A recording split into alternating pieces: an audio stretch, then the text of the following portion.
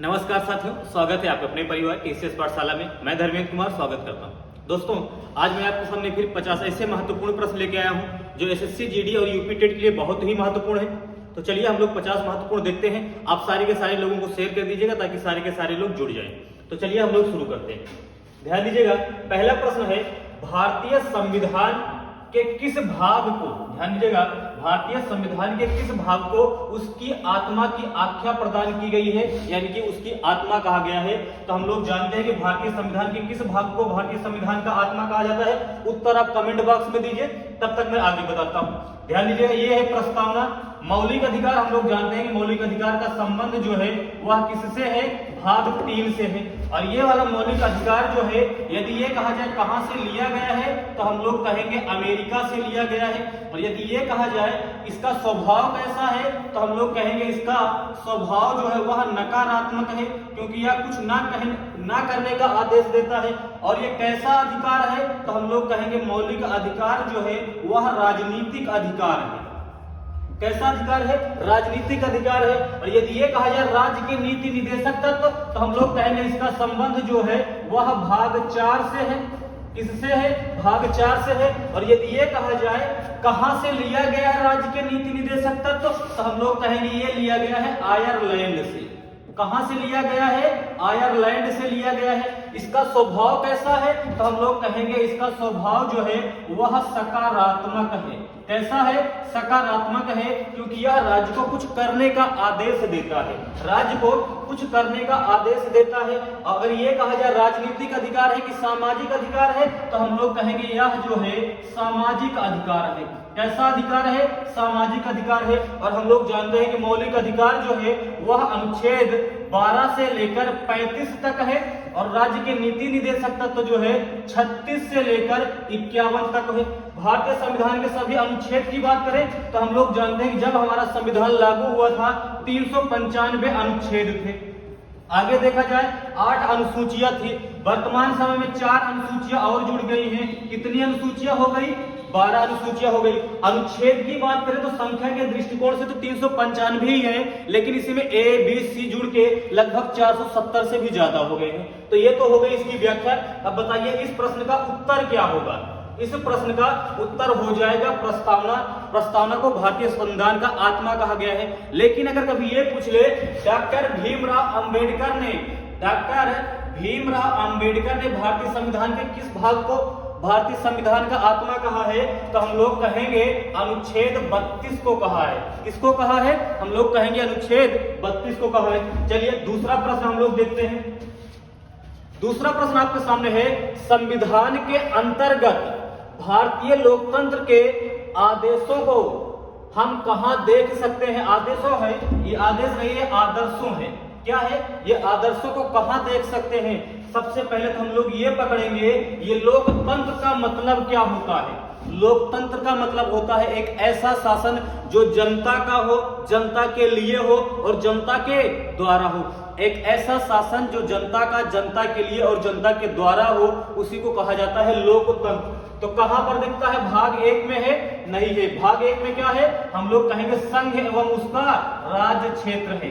भाग 1 में संघ एवं उसका, कहेंगे उसका राज्य क्षेत्र है। सही है कि प्रस्तावना में अभी आगे हम लोग बात करेंगे, तब तक उत्तर आप कमेंट बॉक्स में बताइए। भाग 3 में क्या है, अभी हम लोगों ने देखा था कि भाग 3 में है मौलिक अधिकार। क्या है, हम लोग कहेंगे मौलिक अधिकार। कहां से लिया गया, तो हम लोग कहेंगे ये अमेरिका से लिया गया।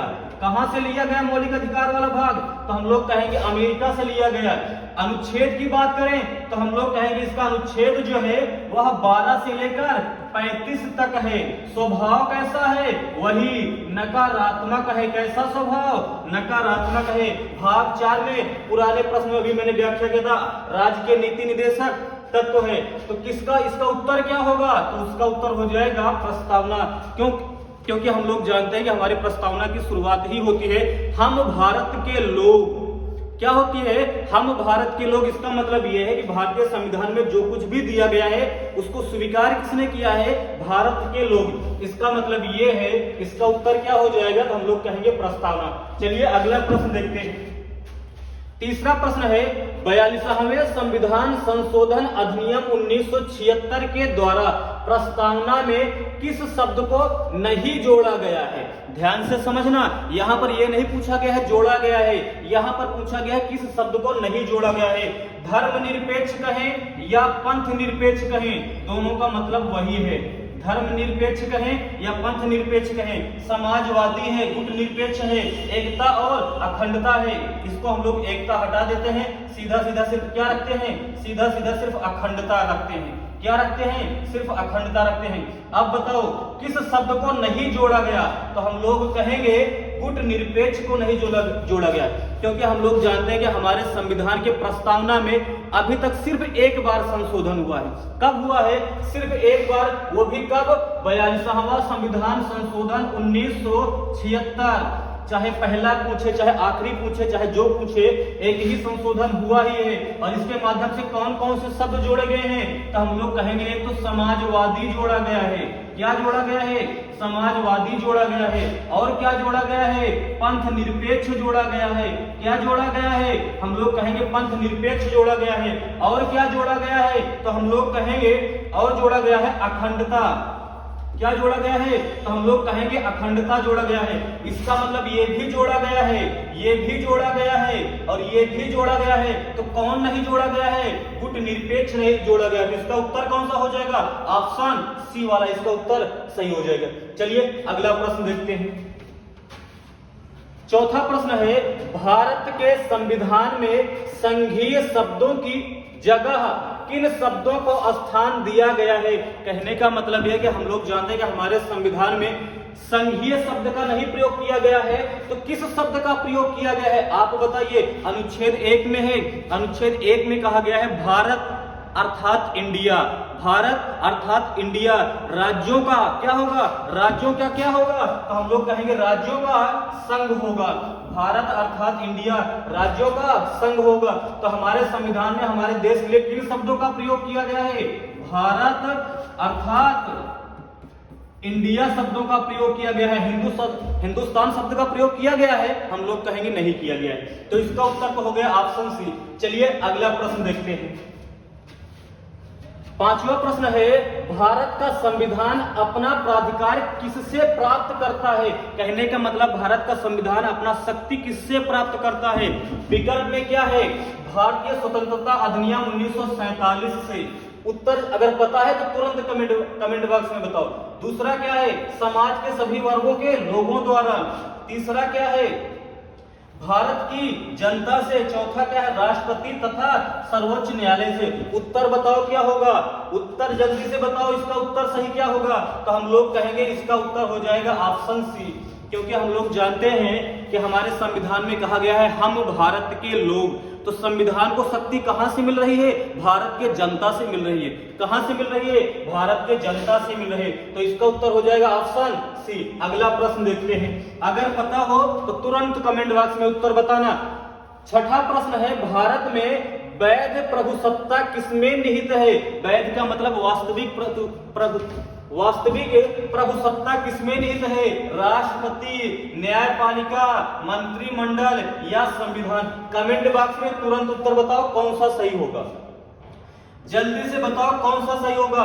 कहने का मतलब यह है कि भारत में वैध प्रभुसत्ता किसमें निहित है, मतलब सारी शक्तियां किसमें निहित है? राष्ट्रपति की, न्यायपालिका की, मंत्रिमंडल की, संविधान। तो हम लोग कहेंगे संविधान। हमारे यहाँ ना तो राष्ट्रपति को सर्वोच्चता दी गई है, ना तो न्यायपालिका, ना तो मंत्रिमंडल। किसको दिया गया है? संविधान को। चलिए आगे देखते हैं। सातवां प्रश्न है निम्नलिखित में से कौन सी विशेषता भारतीय संघ और अमेरिकी संघ दोनों में साझी है? कहने का मतलब ऐसी कौन सी विशेषता है जो भारत में भी है और अमेरिका के संविधान में भी है? दोनों देशों के संविधान में है। विकल्प में है एकल नागरिकता। भारत में तो एकल नागरिकता है, अमेरिका में एकल नागरिकता है नहीं है, वहां पर दोहरी नागरिकता है। राज्यों की अलग नागरिकता और देश की अलग नागरिकता। फिर कहेंगे दोहरी नागरिकता ना, भारत में तो एकल नागरिकता है, अमेरिका में दोहरी नागरिकता है। दोनों में साझा है? हम लोग कहेंगे साझा नहीं। तीसरा, संविधान में 3 अनुसूचियां, ना हमारे यहाँ संघ सूची, राज्य सूची, समवर्ती सूची है, वहां पर सिर्फ संघ और राज्य सूची है। इसका मतलब बचा कौन? Option D. इसमें क्या है? संविधान की व्याख्या के लिए संघीय उच्चतम न्यायालय, मतलब हमारे यहाँ भी देखा जाए तो सर्वोच्च न्यायालय जो कि स्वतंत्र है संविधान की व्याख्या करने के लिए, उसी प्रकार अमेरिका के भी संविधान ने यह अधिकार दिया है। तो इसका उत्तर कौन सा सही हो जाएगा? Option D. उत्तर कौन सा हो जाएगा? Option D. अगला प्रश्न देखते हैं।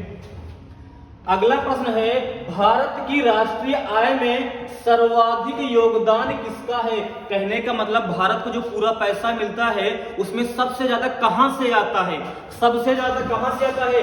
कृषि क्षेत्र से आएगा कि विनिर्माण? विनिर्माण क्षेत्र है ये, क्या है ये? विनिर्माण क्षेत्र से आएगा। विनिर्माण मतलब जो कंस्ट्रक्शन होता है वो, कि व्यापार क्षेत्र से आएगा कि बैंकिंग क्षेत्र से आएगा? भाई कृषि तो होगा नहीं, कृषि तो होगा नहीं, व्यापार होगा, व्यापार भी नहीं है, बैंकिंग क्षेत्र होगा, बैंकिंग क्षेत्र भी नहीं है। उत्तर कौन सा सही होगा? जल्दी से कमेंट बॉक्स में बताओ कौन सा होगा? विनिर्माण क्षेत्र यानी कि कंस्ट्रक्शन क्षेत्र। चलिए अगला प्रश्न देखते हैं। अगला प्रश्न है, ड्रेन का सिद्धांत यानी कि द थ्योरी ऑफ ड्रेन किसने प्रतिपादित किया था? जल्दी से उत्तर बताओ। तब तक हम लोग देखते हैं बाल गंगाधर तिलक। हम लोगों ने पिछली वीडियो में देखा था कि इन्होंने सबसे पहले 1895 में, सबसे पहले 1895 में संविधान की मांग किसने की थी? बाल गंगाधर तिलक ने की थी। दादा भाई नौरोजी, गोपाल कृष्ण गोखले, ये कौन थे? ये हम लोग जानते हैं महात्मा गांधी के गुरु थे। महात्मा गांधी के गुरु थे। महात्मा गांधी के कौन थे? ये गुरु थे गोपाल कृष्ण गोखले, गोविंद रानाडे। इसका सही उत्तर क्या होगा? ये जल्दी से बताओ। तो इसका सही उत्तर हो जाएगा दादा भाई नौरोजी ने ट्रेन का सिद्धांत दिया था। चलिए अगला प्रश्न देखते हैं। अगला प्रश्न है, मुद्रास्फीति। ध्यान से शब्द को समझना, यहां पर लिखा हुआ है मुद्रास्फीति किस कारण से होती है? मुद्रास्फीति का मतलब होता है पैसा बहुत ज्यादा होना। पैसा बहुत ज्यादा हो, मुद्रा का मतलब पैसा, स्फीति का मतलब बिल्कुल फैल जाना। किस कारण से होती है? उत्पादन में ह्रास, मतलब उत्पादन कम कर दिया जाएगा तो पैसा ज्यादा होगा? नहीं होगा। मुद्रा पूर्ति में वृद्धि, मुद्रा पूर्ति में वृद्धि तथा उत्पादन में कमी? नहीं होगा। मुद्रा पूर्ति में वृद्धि, इसका मतलब मुद्रा में अगर ज्यादा आएगा तो सीधी सी बात है ज्यादा होगा कि नहीं होगा? होगा कि नहीं होगा? तो इसका उत्तर कौन सा हो जाएगा? Option C. कौन सा सही हो जाएगा? Option C. चलिए अगला प्रश्न देखते हैं। अगला प्रश्न है, भारतीय रिजर्व बैंक। ध्यान से समझना, भारतीय रिजर्व बैंक यानी कि RBI, reserve bank of India का कार्य नहीं है। मतलब आरबीआई कौन सा कार्य इसमें से नहीं करती है? नोट का निर्गमन करती है। हम लोग जानते हैं कि नोटों का निर्गमन कौन करता है? आरबीआई ही करती है। सिर्फ 1 रुपए के नोट और सिक्कों को छोड़ दिया जाए तो जितने भी नोट आते हैं वो किसके द्वारा जारी किए जाते हैं? तो हम लोग कहेंगे आरबीआई के द्वारा जारी किए जाते हैं। तब 1 रुपए के नोट और सिक्कों को कौन जारी करता है? ये कौन जारी करता है? तो हम लोग कहेंगे इसको वित्त मंत्रालय जारी करता है। कौन जारी करता है? हम लोग कहेंगे वित्त मंत्रालय जारी करता है। कहने का मतलब 1 रुपए के नोट और सिक्कों को वित्त मंत्रालय जारी करता है, बाकी जितने भी पैसे होते हैं आरबीआई द्वारा जारी किया जाता है। ये तो सही हो गया।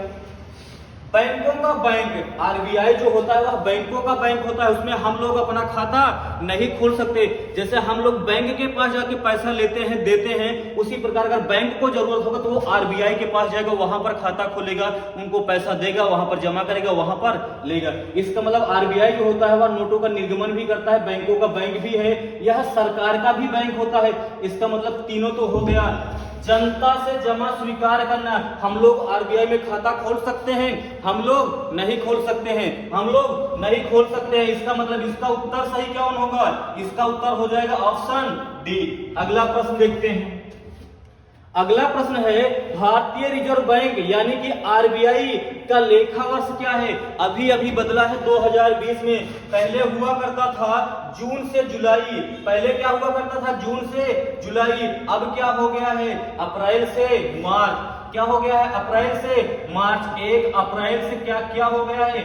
1 अप्रैल से 31 मार्च हो गया है। 1 अप्रैल से 31 मार्च। लेखा वर्ष का मतलब ये देखिएगा कि एक वर्ष में कितना आया कितना गया, कितना आया कितना गया। इसका लेखा वर्ष क्या होता है? 1 अप्रैल से 31 मार्च। अगला प्रश्न हम लोग देखते हैं। अगला प्रश्न है इंपीरियल बैंक की स्थापना किस वर्ष हुई थी? ये इंपीरियल बैंक की स्थापना जो होती है वह होती है 1921 में। और यही इंपीरियल बैंक आगे चल के 1 अप्रैल 1935 को 1 अप्रैल 1935 को क्या बन जाती है? आरबीआई। क्या बन जाती है? आरबीआई। कहने का मतलब पहले वही इंपीरियल बैंक होता है, आगे चल के 1 अप्रैल 1935 को आरबीआई बन जाता है। और हम लोग जानते हैं 1 जनवरी 1949 को 1 जनवरी 1949 को क्या हो जाता है? इसका राष्ट्रीयकरण हो जाता है। क्या हो जाता है? हम लोग कहेंगे इसका राष्ट्रीयकरण हो जाता है। इसका उत्तर कौन सा हो जाएगा? Option B. अगला प्रश्न हम लोग देखते हैं। अगला प्रश्न है नाबार्ड संबंधित है। सबसे पहले तो हम लोग बात करेंगे नाबार्ड की स्थापना कब होती है। तो हम लोग जानते हैं इसकी स्थापना जो होती है 22 जुलाई 1982 को होती है। कब? 22 जुलाई 1982 को। किस समिति के आधार पर? तो हम लोग कहेंगे शिवरमन समिति के सिफारिश के आधार पर। शिवरमन समिति के सिफारिश के आधार पर। नाबार्ड का फुल फॉर्म भी पूछा जाता है। नाबार्ड का फुल फॉर्म भी पूछा जाता है। क्या होता है? तो हम लोग कहेंगे इसका फुल फॉर्म होता है नेशनल बैंक। क्या होता है? National bank. National bank for agriculture. क्या होता है? हम लोग कहेंगे national bank for agriculture and rural development. क्या होता है? Rural development. अब यहीं से हम लोग हिंदी में अर्थ निकाल लेंगे। नेशनल बैंक मतलब राष्ट्रीय बैंक। किसके लिए? कृषि और ग्रामीण विकास के लिए। विकल्प कौन सा है? जल्दी उत्तर में बताओ। राष्ट्रीय कृषि और ग्रामीण विकास बैंक। तो नाबार्ड का संबंधित किससे है? ऑप्शन सी से संबंधित है। ऑप्शन सी से संबंधित है। इसका फुल फॉर्म भी याद रखना, इसका स्थापना भी याद रखना, किस सिफारिश पे हुआ था इसको भी याद रखना। अगला प्रश्न देखते हैं। भारतीय जीवन बीमा निगम यानी कि LIC, हम लोग इसके बारे में बहुत जानते हैं, लेकिन इसकी स्थापना कब हुई थी? इसकी ये बताओ स्थापना कब हुई थी? हम लोग कहेंगे 1956 में हुई थी। इसके पहले आया था, इसके पहले LIC नहीं थी। तो हम लोग इसी में ध्यान देना, इसकी स्थापना तो 1956।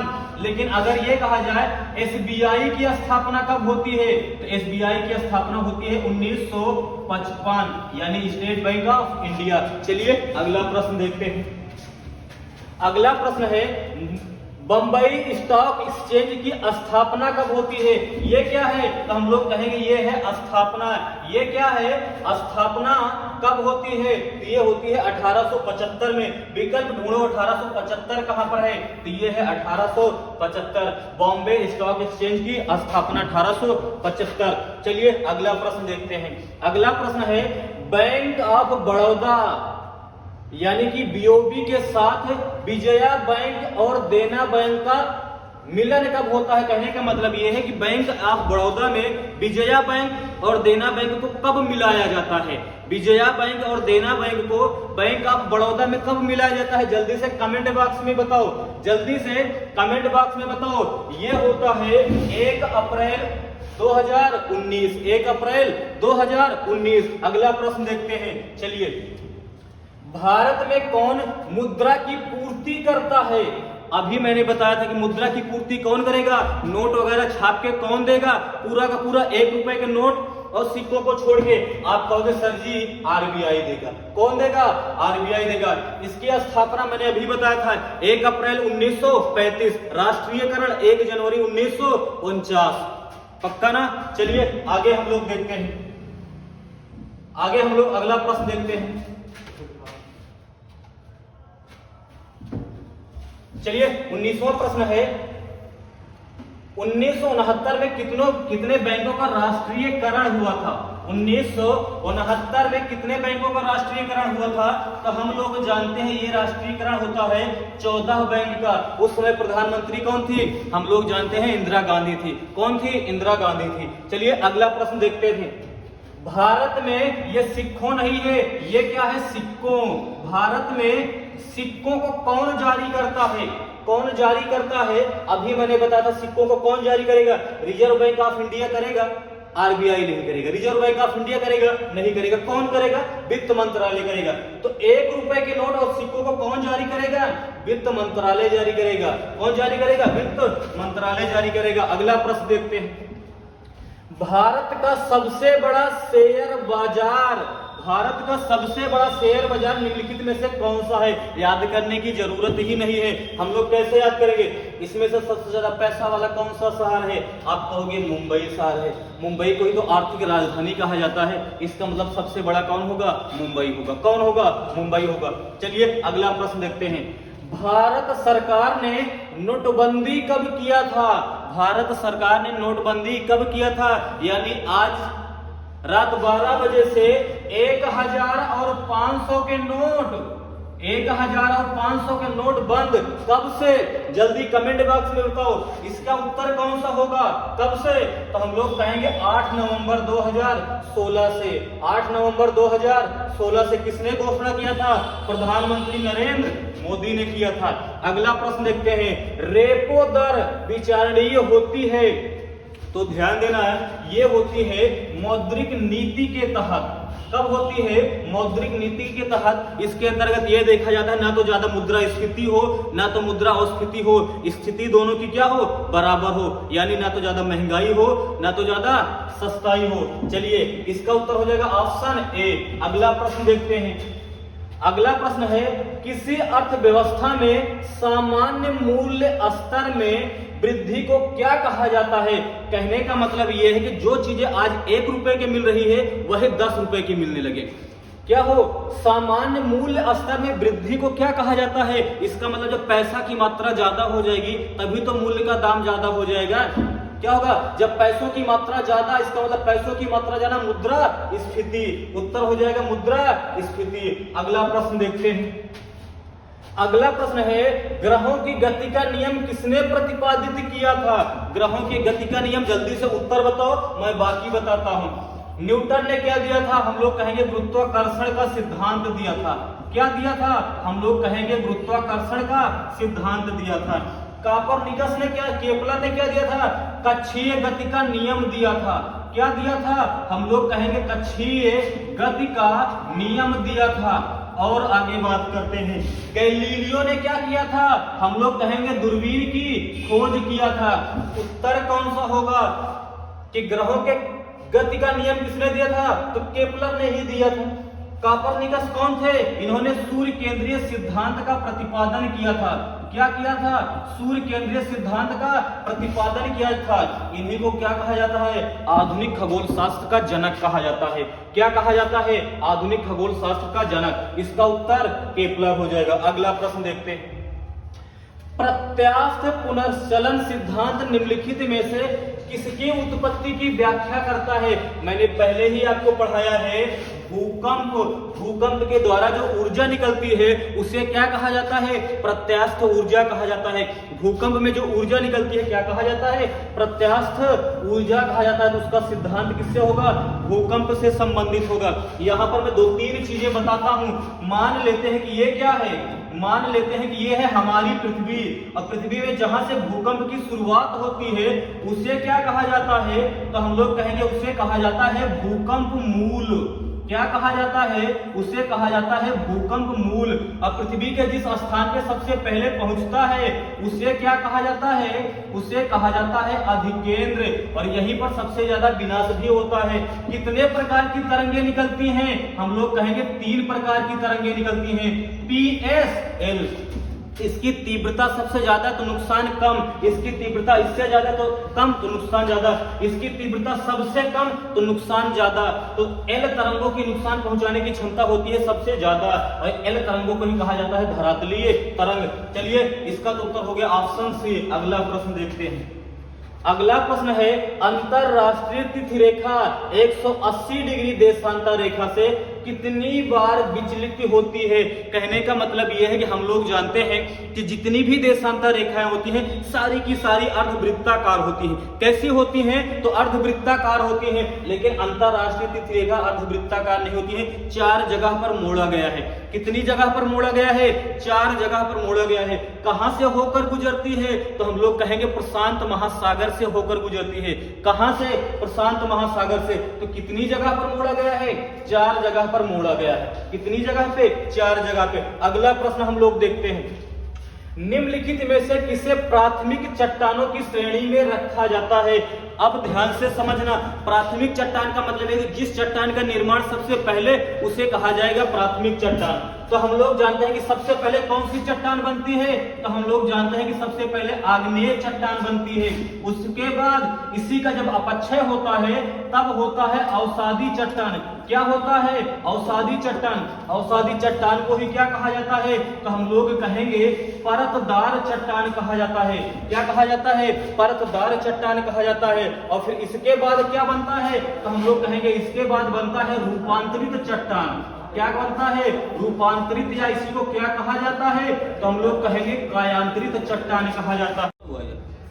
चलिए अब 29वां प्रश्न देखते हैं। 29वां प्रश्न कौन सा है? चलिए, निम्नलिखित में से किसे प्राथमिक चट्टान कहा जाता है? प्राथमिक चट्टान किसे कहा जाता है? प्राथमिक मतलब यह है कि जिस चट्टान का निर्माण सबसे पहले उसे प्राथमिक चट्टान। और हम लोग जानते हैं कि जब हमारी पृथ्वी का निर्माण हुआ था वो पहले पूरा का पूरा आग का गोला हुआ करता था। वही आग का गोला ठंडा हुआ तो किसका निर्माण हुआ? आप कहोगे सर जी आग्नेय चट्टान का निर्माण हुआ। किसका निर्माण हुआ? आग्नेय चट्टान का निर्माण हुआ। फिर इसी का धीरे धीरे अपक्षय हुआ तो इसके बाद किसका निर्माण हुआ? तो आप कहोगे सर जी इसके बाद अवसाद का निर्माण हुआ। और अवसाद का निर्माण जो हुआ परत दर परत हुआ, इसलिए अवसादी चट्टानों को ही क्या कहा जाता है? परतदार चट्टान भी कहा जाता है। क्या कहा जाता है? परतदार चट्टान कहा जाता है। लेकिन वही जब बहुत नीचे चला जाएगा तो अधिक दाब एवं अधिक ताप के कारण उसमें परिवर्तन आ जाएगा, तो उसी को क्या कहा जाता है? उसी को कहा जाता है रूपांतरित चट्टान। क्या कहा जाता है? रूपांतरित, या इसी को कहा जाता है कायांतरित चट्टान। क्या कहा जाता है? कायांतरित चट्टान कहा जाता है। तो पूछ क्या रहा है? किसे प्राथमिक चट्टान कहा जाता है? तो सबसे पहले निर्माण किसका? तो आप कहोगे आग्नेय का। उत्तर कौन सा? आप कहोगे आग्नेय। लेकिन थोड़ा सा मैं आगे और बताता हूं। अगर ये कहा जाए आग्नेय चट्टानों को भी देखा जाए तो 2 भागों में विभाजित कर दिया जाता है। कितने भागों में विभाजित किया जाता है? 2 भागों में। यदि यही आग का गोला पृथ्वी के सतह के ऊपर ठंडा होता है तब उसे कहा जाता है सतही आग्नेय चट्टान, और यदि पृथ्वी के सतह के नीचे ठंडा होता है तब उसी को कहा जाता है आंतरिक आग्नेय चट्टान। क्या कहा जाता है? आंतरिक आग्नेय चट्टान। इसका आदर्श उदाहरण जो होता है वह बेसाल्ट होता है।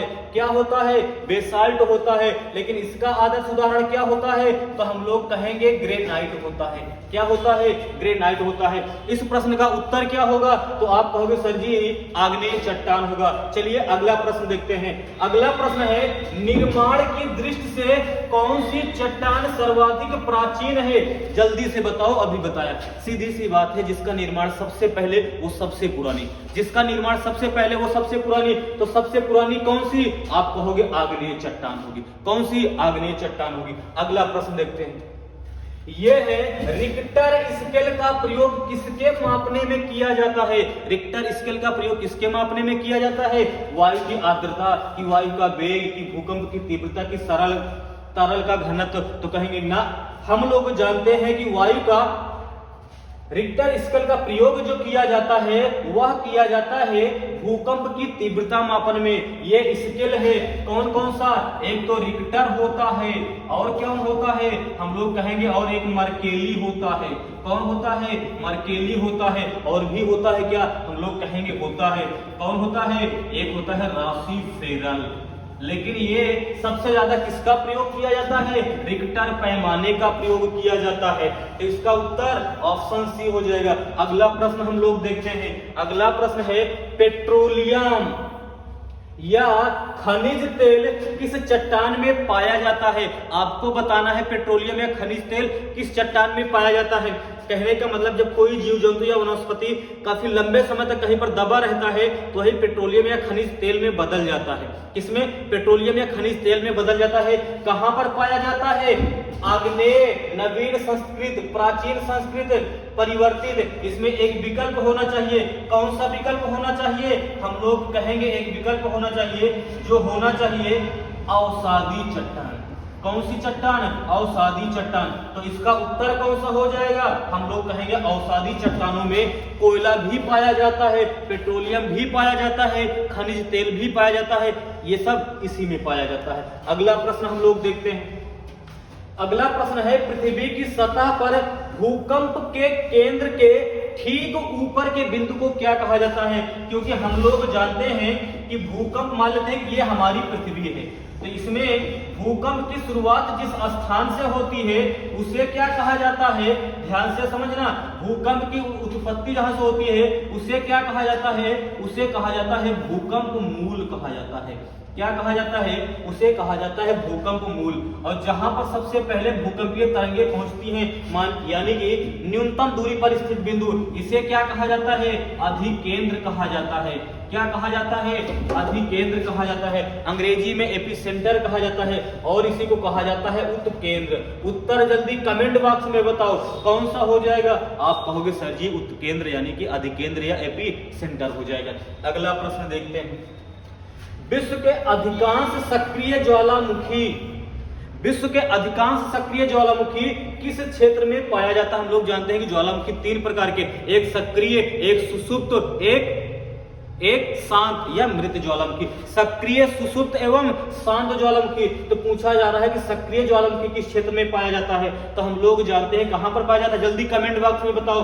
तो वो पाया जाएगा परिप्रशांत मेखला यानी प्रशांत महासागर के चारों ओर। इसीलिए कहा जाता है प्रशांत महासागर के चारों ओर क्षेत्र को क्या कहा जाता है? हम लोग कहेंगे अग्निवलय कहा जाता है।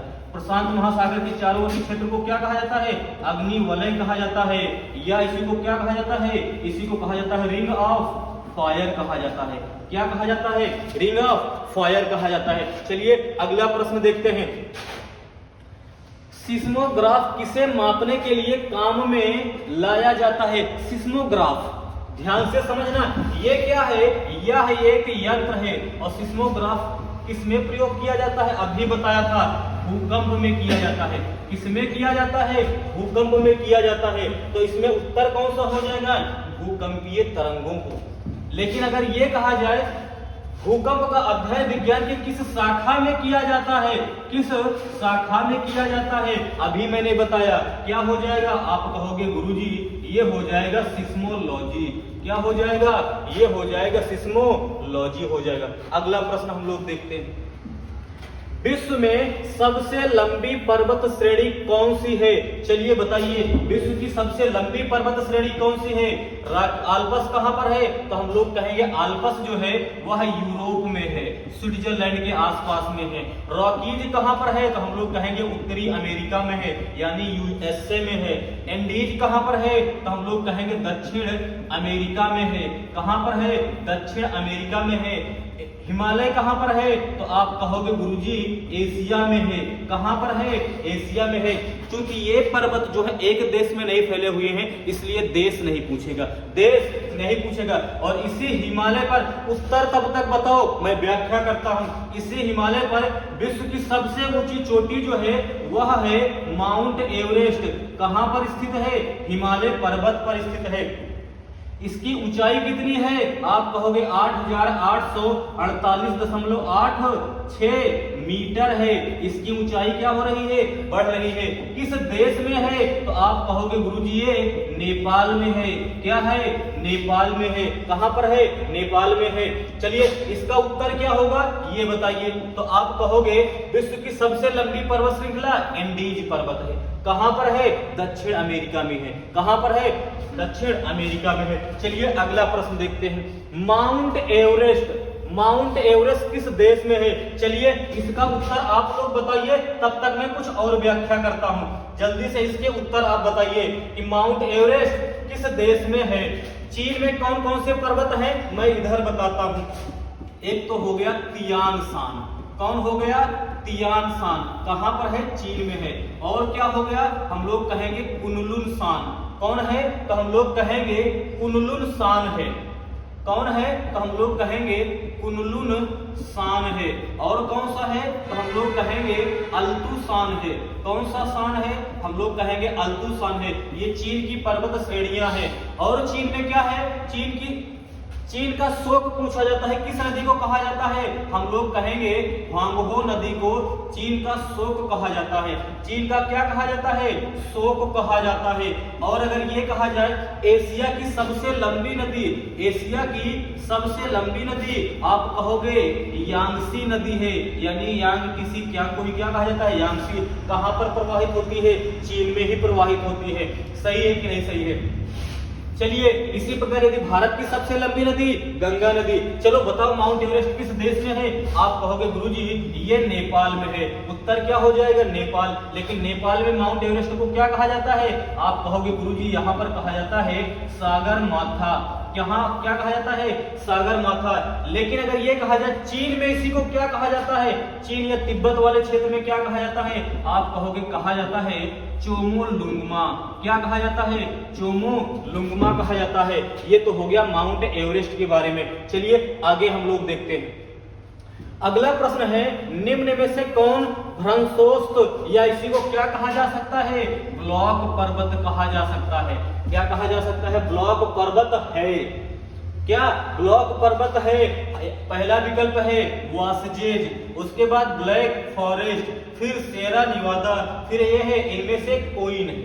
इनमें से कोई नहीं। आपको बताना है इनमें से कौन भ्रंशोस्त पर्वत है। तो हम लोग जानते हैं कि इसमें से हम लोग जानते हैं कि वास्टिस भी एक ब्लॉक पर्वत है, ब्लैक फॉरेस्ट भी एक भ्रंशोस्त पर्वत है। उसके बाद सिएरा नेवादा तो सबसे बड़ा ब्लॉक पर्वत है। ये क्या है? विश्व का सबसे बड़ा ब्लॉक पर्वत है। ये कहां पर है? तो हम लोग कहेंगे ये है अमेरिका में। कहां पर है? अमेरिका में है। इनमें से कोई नहीं, इनमें से क्या होगा? इनमें से सभी हो जाएगा। इनमें से क्या हो जाएगा? इनमें से हो जाएगा सभी। क्या हो जाएगा? हम लोग कहेंगे इनमें से हो जाएगा सभी। इनमें से सभी। उत्तर क्या हो जाएगा? ऑप्शन डी, इनमें से सभी ब्लॉक पर्वत हैं। भारत में कौन कौन सा ब्लॉक पर्वत है? तो हम लोग कहेंगे भारत में देखा जाए तो सतपुड़ा पर्वत ब्लॉक पर्वत ही है। और क्या है? विंध्याचल पर्वत ब्लॉक पर्वत ही है। और कौन सा है? हम लोग कहेंगे पश्चिमी घाट ब्लॉक पर्वत ही है कि नहीं है? सारे के सारे ब्लॉक पर्वत ही है। चलिए अगला प्रश्न देखते हैं। अगला प्रश्न है नवीनतम पर्वतमाला कौन सा है? नवीनतम पर्वतमाला, ये तो ब्लॉक पर्वत है, नवीनतम नहीं है बल्कि अवशिष्ट पर्वत है। ये भी अवशिष्ट पर्वत है, इसको भी अवशिष्ट में शामिल किया जाता है। उत्तर कौन सा हो जाएगा? रॉकीज पर्वत। ये तो भारत में है। ये अपलेशियन पर्वत कहां पर है बताइए? अपलेशियन पर्वत कहां पर है? आप कहोगे गुरुजी यूएसए में है। ये रॉकीज पर्वत अभी मैंने बताया था, ये भी यूएसए में है। यूराल पर्वत ये एशिया और यूरोप के सीमा पर है। यूरोप और एशिया की सीमा कौन विभाजित करती है? ये यूराल पर्वत। इसका मतलब ये है कि ये कहां पर है? तो हम लोग कहेंगे ये एशिया प्लस यूरोप के सीमा पर है। एशिया और यूरोप के सीमा पर ये है यूराल पर्वत। तो नवीनतम पर्वत कौन सा हो जाएगा? रॉकीज पर्वत। कौन सा? रॉकीज पर्वत। अगला प्रश्न देखते हैं। अगला प्रश्न है फ्यूजियामा किस देश की ज्वालामुखी पर्वत है? चलिए अब बताइए फ्यूजियामा किस देश में है? तो इटली की बात करें तो इटली में कौन कौन से ज्वालामुखी है? तो हम लोग कहेंगे स्ट्राम्बोली। सबसे पहले कहेंगे, सबसे पहले है एटना। और कौन सा है? तो हम लोग कहेंगे विसुवियस है। कौन सा है? हम लोग कहेंगे विसुवियस है। और कौन सा है? हम लोग कहेंगे स्ट्राम्बोली है।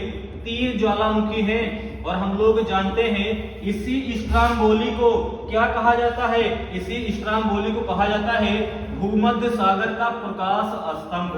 क्या कहा जाता है? भूमध्य सागर का हम लोग कहेंगे भूमध्य सागर का कहा जाता है प्रकाश स्तंभ कहा जाता है। क्या कहा जाता है? भूमध्य सागर का प्रकाश स्तंभ कहा जाता है। तो अगला जापान हो गया। जापान में क्या है? तो हम लोग कहेंगे फ्यूजियामा जो है वह जापान में ही है। जापान में क्या है? तो फ्यूजियामा है। तो इसका उत्तर क्या हो जाएगा? Option B. चलिए अगला प्रश्न हम लोग देखते हैं। हिमालय पर्वत श्रृंखला किसका उदाहरण है? वलित पर्वत का कि ज्वालामुखी पर्वत का कि अवशिष्ट पर्वत का कि ब्लॉक पर्वत का? हम लोग कहेंगे वलित पर्वत का। किसका? वलित पर्वत का। और ज्वालामुखी पर्वत के उदाहरण की बात करें तो अभी हम लोगों ने देखा था जैसे भारत का एकमात्र सक्रिय ज्वालामुखी है, उसको भी देख लेते हैं। भारत का एकमात्र सक्रिय ज्वालामुखी बैरेन ज्वालामुखी है। ये क्या है? तो हम लोग कहेंगे ये है सक्रिय। और भारत का एकमात्र सुषुप्त ज्वालामुखी है जिसका नाम क्या है? तो हम लोग कहेंगे नारकोंदम है। क्या है? नारकोंदम है। ये क्या है? ये है सुषुप्त ज्वालामुखी। लेकिन अगर ये कहा जाए विश्व का सबसे सक्रिय ज्वालामुखी तो हम लोग कहेंगे विश्व का सबसे सक्रिय ज्वालामुखी जो है वह किलायू है। कहां पर स्थित है? यूएसए के हवाई द्वीप पर स्थित है। कहां पर? यूएसए के हवाई द्वीप पर स्थित है। चलिए अगला प्रश्न देखते हैं। किलिमंजारो पर्वत निम्नलिखित में से किस महाद्वीप में है? आप बताइए किलिमंजारो कहां पर है? एशिया में है कि यूरोप में है कि अफ्रीका में है कि ऑस्ट्रेलिया में है? जल्दी कमेंट बॉक्स में बताओ। तो हम लोग कहेंगे कि किलिमंजारो जो है वह तंजानिया नामक एक देश में है। कहां पर है? तंजानिया नामक एक देश में है। और किस महाद्वीप में है ये? तो हम लोग कहेंगे ये अफ्रीका महाद्वीप में है। अफ्रीका महाद्वीप के तंजानिया देश में है। और यह ज्वालामुखी पर्वत है। ये कैसी पर्वत है? तो हम लोग कहेंगे ये ज्वालामुखी पर्वत है। और ज्वालामुखी में भी देखा जाए तो हम लोग कहेंगे ये मृत ज्वालामुखी है। और ये अफ्रीका महाद्वीप की सबसे ऊंची चोटी है। तो उत्तर हो जाएगा ऑप्शन सी। चलिए अगला प्रश्न देखते हैं। निम्नलिखित में से किसे प्राकृतिक का सुरक्षा वाल कहा जाता है? यानी प्रकृति का या पृथ्वी का सुरक्षा वाल कहा जाता है। तो हम लोग जानते हैं किसे कहा जाएगा? जब ज्वालामुखी आती है तो पृथ्वी का वायुदाब घटता है कि बढ़ता है? तो हम लोग कहेंगे पृथ्वी का वायुदाब घटता है। जब वायुदाब घट जाता है तो पृथ्वी एक बड़े विस्फोट से बच जाती है। इसलिए ज्वालामुखी को क्या कहा जाता है? पृथ्वी का सुरक्षा वाल कहा जाता है। चलिए अगला प्रश्न देखते हैं। पृथ्वी की आंतरिक संरचना के संबंध में सर्वाधिक महत्वपूर्ण जानकारी का स्रोत क्या है? कहने का मतलब यह है कि हम लोग जानते हैं कि मान लेते हैं कि ये हमारी पृथ्वी है।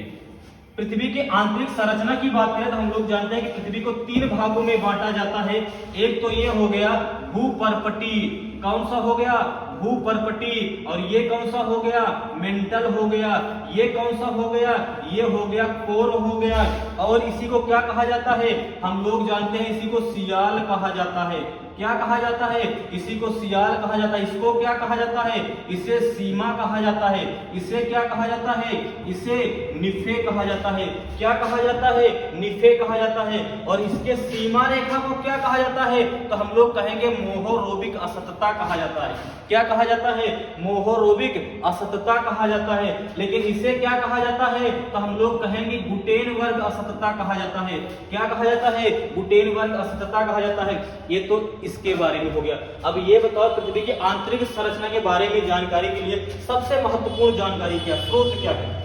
प्राकृतिक साधन की भूकंप की, ज्वालामुखी की, प्लेट विवर्तन की। हम लोग जानते हैं कि वास्तव में जो पृथ्वी की आंतरिक संरचना का अध्ययन किया जाता है वह भूकंप और ज्वालामुखी के आधार पर किया जाता है। लेकिन सबसे महत्वपूर्ण चुनना होगा तो हम लोग कहेंगे ज्वालामुखी है। क्यों? क्योंकि इसमें पिघली हुई चट्टानें जब बाहर आ जाती है तो हम लोग और अच्छी तरीके से बता सकते हैं कि कौन कौन सी चट्टानें पाई जाती है, कौन कौन सी चट्टानें नहीं पाई जाती है, कौन कौन सी चट्टानें नहीं पाई जाती है। इसका मतलब ये है कि इसका उत्तर हो जाएगा ऑप्शन सी। चलिए अगला प्रश्न देखते हैं।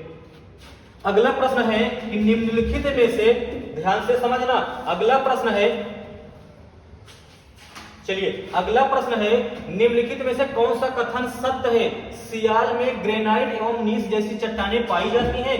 कहने का मतलब ये है कि ऐसे समझ लो, ये मान लेते हैं कि ये हमारी पृथ्वी है। ये तो सबसे ऊपरी वाले भाग को क्या कहा जाता है? सियाल या क्रस्ट कहा जाता है या भूपर्पटी कहा जाता है। इसमें क्या ग्रेनाइट और नीच जैसी चट्टानें ज्यादा पाई जाती हैं? हम लोग कहेंगे हाँ ज्यादा पाई जाती है। इसका मतलब पहला तो सही हो गया। फिर क्या है? सीमा का निर्माण मुख्यतः बेसाल्ट एवं गैब्रो जैसी चट्टानों से हुआ है। इसका मतलब नीचे वाले को क्या कहा जाता है? तो हम लोग कहेंगे सीमा कहा जाता है। ये तो सियाल था। अब इसमें क्या बेसाल्ट एवं गैब्रो जैसी चट्टानों की बहुलता पाई जाती है? तो हम लोग कहेंगे हाँ पाई जाती है। ये भी सही हो गया। क्रोड के में निकिल और लोहा जैसे तत्व की प्रधानता पाई जाती है। इसे चाहे कोर कहा जाए या क्रोड कहा जाए, इसमें भी ज्यादा पाई जाती है निकिल और लोहा। इसका मतलब उपर्युक्त सभी ऑप्शन डी। बहुत ही अच्छा प्रश्न है। चलिए अगला प्रश्न देखते हैं। अगला प्रश्न है, धरातल से भूगर्भ की ओर जाने पर गहराई के साथ तापमान में वृद्धि की दर क्या होती है? कहने का मतलब ये है कि ध्यान से समझना। कहने का मतलब ये है कि मान लेते हैं कि ये हमारी पृथ्वी है, ये तो धरातल से जैसे जैसे नीचे की ओर जाओगे तो तापमान में वृद्धि होगी कि कमी? तो हम लोग कहेंगे तापमान में क्या होगी? तो हम लोग कहेंगे तापमान में होगी वृद्धि। लेकिन कितनी? लगभग 32 मीटर बढ़ने पर 1 डिग्री सेंटीग्रेड की दर से तापमान में क्या होगी? वृद्धि। विकल्प ढूंढो कौन सा है? 1 डिग्री सेंटीग्रेड प्रति 32 मीटर पर। तो ऑप्शन सही हो जाएगा डी, सी, कि पृथ्वी के आंतरिक भाग में 32 मीटर जाने पर 1 डिग्री सेंटीग्रेड की दर से तापमान में वृद्धि पाई जाती है। लेकिन पृथ्वी के ऊपर जाएंगे तब क्या होगा? हम लोग कहेंगे कमी। लगभग 165 मीटर पर 1 डिग्री सेंटीग्रेड की दर से या 1000 मीटर पर हम लोग कहेंगे 6.5 डिग्री सेंटीग्रेड की दर से तापमान में क्या होगी? तो कहोगे कमी। अगला प्रश्न देखते हैं। अगला प्रश्न है, ध्यान से समझना। अगला प्रश्न है, निम्नलिखित में से कौन सा कथन निम्नलिखित में से कौन सा कथन सत्य है? चलिए प्रश्न पढ़ते हैं। मतलब ये है कि असत्य होगा या तो सत्य होगा। हम लोग प्रश्न पढ़ के समझ जाएंगे। भूपटल की औसत मोटाई कितनी होती है? 33 किलोमीटर। मतलब ये जो क्रस्ट होती है, ऊपरी वाली परत होती है, इसकी मोटाई कितनी होती है? क्या 33 किलोमीटर होती है? हम लोग कहेंगे हाँ लगभग 30 से 35 सही है।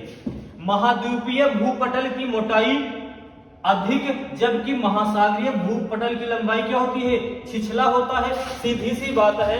ऐसे समझ लो यहाँ पर महाद्वीप है और बीच वाले भाग में यदि महासागर है, बीच वाले भाग में यहाँ पर महासागर है, तो यहाँ पर इसकी मोटाई कम हो जाएगी कि नहीं हो जाएगी? सही है, ये वाला भाग भी सही है। महाद्वीपीय भूपटल मुख्यतः ग्रेनाइट चट्टानों से बना होता है। ये महाद्वीप वाला ग्रेनाइट से बना होता है और ये वाला बेसाल्ट से बना होता है। तो महासागरीय भूपटल की तुलना में महाद्वीपीय भूपटल का घनत्व तो अधिक होता है ना। महासागरीय प्लेट का घनत्व जो होता है वह ज्यादा होता है और महाद्वीपीय प्लेट का घनत्व जो होता है वह कम होता है। इसका मतलब कौन सा कथन असत्य है?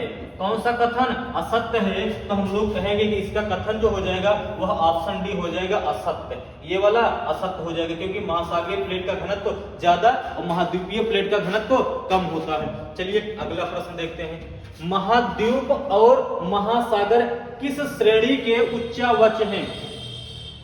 कहने का मतलब यह है कि सबसे पहले जब पृथ्वी का निर्माण हुआ तो किस उच्चावच का निर्माण हुआ? तो सबसे पहले महाद्वीप एवं महासागर का निर्माण हुआ। महाद्वीप एवं महासागर निर्माण होने के बाद फिर पर्वत एवं पठार का निर्माण हुआ, फिर धीरे धीरे मैदान का निर्माण हुआ और झील तालाब का भी निर्माण हुआ। इसका मतलब सबसे पहले महाद्वीप एवं महासागर का तो कौन सा?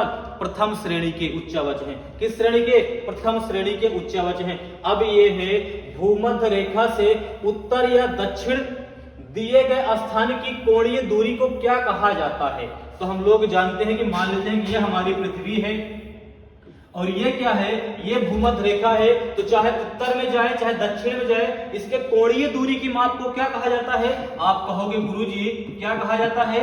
जल्दी से बताओ क्या कहा जाता है? आप कहोगे अक्षांश कहा जाता है। क्या कहा जाता है? अक्षांश कहा जाता है। उत्तर हो गया ऑप्शन सी। लेकिन अगर ये कहा जाए, ध्यान से समझना, अगर ये कहा जाए कुल कितने अक्षांश हैं तो हम लोग कहेंगे कुल है 181। लेकिन कुल अक्षांश रेखा कहा जाए तो हम लोग कहेंगे 179। लेकिन अगर ये कहा जाए प्रधान देशांतर किसे कहा जाता है, 0 डिग्री देशांतर को, भारत का मानक समय 82.5 डिग्री पूर्वी देशांतर को और 180 डिग्री को अंतरराष्ट्रीय तिथि रेखा, और भारत का समय ग्रीनविच से 5.5 घंटा आगे है और अंतरराष्ट्रीय तिथि रेखा से 6.5 घंटा पीछे है। ठीक है ना। चलिए, इसका मतलब ये है कुल देशांतरों की संख्या 360। तो चलिए इसका उत्तर क्या हो जाएगा, ऑप्शन सी। चलिए अगला प्रश्न देखते हैं। अगला प्रश्न है, एक देशांतर से दूसरे देशांतर के बीच कितना समय अंतराल होता है। मतलब 360 देशांतर तो हो गए, लेकिन एक देशांतर से दूसरे देशांतर पर जाएंगे तो समय अंतराल कितना होगा, जल्दी से कमेंट बॉक्स में बताओ। सारे के सारे लोगों को पढ़ाया गया है, जल्दी से कमेंट बॉक्स में बताओ कि इसका सही उत्तर क्या होगा। तो हम लोग जानते हैं कि पृथ्वी के किसी भी स्थान से पूरब में जाएंगे तो 15 देशांतर प्रति 1 घंटा की दर से क्या हो जाएगी, 1 घंटा की दर से क्या होगी, तो हम लोग कहेंगे 1 घंटा की दर से होगी वृद्धि। या ये भी कह सकते हैं 1 देशांतर प्रति 4 मिनट की दर से क्या होगी, हम लोग कहेंगे होगी वृद्धि। लेकिन अगर पश्चिम की ओर जाएंगे तो इसी दर से क्या हो जाएगी, कमी। तो 1 देशांतर पर 4 मिनट, 1 देशांतर पर 4 मिनट, ऑप्शन हो जाएगा ए। इसका मतलब है कि 50 का तो हो गया ऑप्शन ए। तो चलिए ये हमारे 50 प्रश्न हो गए समाप्त। तो आज यहीं पर समाप्त करते हैं। वीडियो कैसा लगा कमेंट करके जरूर बताइएगा। आप खुद भी बताइए कि वास्तव में ये प्रश्न अच्छे थे कि नहीं थे। और बाकी ये है कि आप यहाँ पर पूरा का पूरा तैयारी करोगे तो मुझे लगता है कि आप जब एग्जाम में जाओगे तो ज्यादा से ज्यादा प्रश्न आपको यहाँ पर मिलेंगे। ठीक है ना। तो आज यहीं पर समाप्त करते हैं। अपना सुझाव भी दे सकते हो। तो ठीक है, धन्यवाद।